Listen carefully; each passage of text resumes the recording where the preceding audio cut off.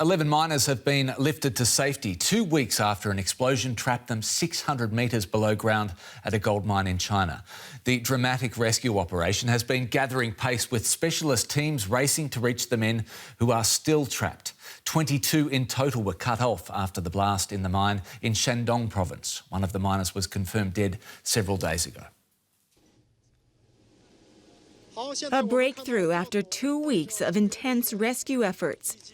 This man grateful to be alive, his eyes shielded after he emerged from underground. He could walk, but others were too weak to stand. Boreholes were their lifelines. Vital supplies, including food, water, and medicine, were lowered to the miners. A psychologist also provided support to those trapped. The explosion happened in an air ventilator shaft. After major blockages suddenly fell to the bottom, rescuers were able to reach a man trapped alone at 630 meters underground. The others, one of whom died, were found at 540 meters. 10 more people remain unaccounted for. Life detectors are being sent down to locate them. 9 managers have reportedly been detained for failing to report the blast for more than 24 hours. It's a dangerous line of work in China. Nearly 600 mining-related deaths were reported last year alone. Correspondent Fabian Kretschmer joins me from Beijing now with more. Fabian, what do we know about the condition of the miners who have been rescued? Well, the first miner who was rescued, he's in a very weak condition, and I'm quoting the officials here. There was no communication with him, no extra food, so actually it's a miracle that he survived.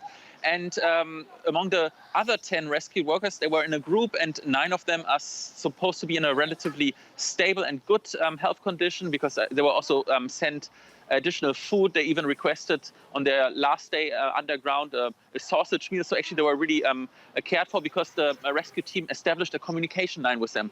But one of those 10 miners, he is supposed to suffer an injury, but I don't know how severe this injury is. Fabian, we understand there are still 10 miners who are unaccounted for. Do we know what hope there is for these miners who are still underground? Well, there's hope, but little hope. They are believed to be in the so-called 6th central section of the mine, but the rescue team is not sure if they are really there, and they are also not sure until what time they can reach this section of the mine. So, I mean, time is running out. They are trapped there since the 10th of January, and I would say the chances of survival are getting bleaker. And Fabian, what are the Chinese authorities saying, moving on from the rescue operation, what are Chinese authorities saying about the cause of the accident and indeed the response to it from the mining company? Well, I mean, they're criticizing the mining company because they have not reported the incident for almost 30 hours. That's a big scandal, but that's actually happening quite often, because usually those companies, they will try to solve those things by their own. And the big problem is we don't really know how this happened, because reporting here is quite controlled by the state. They usually hand out orders on how to report it and whether to report it. And this explosion, the reason why this whole tragedy happened, is unexplained for, so we don't really know why. Fabian Kretschmer in Beijing, thank you so much.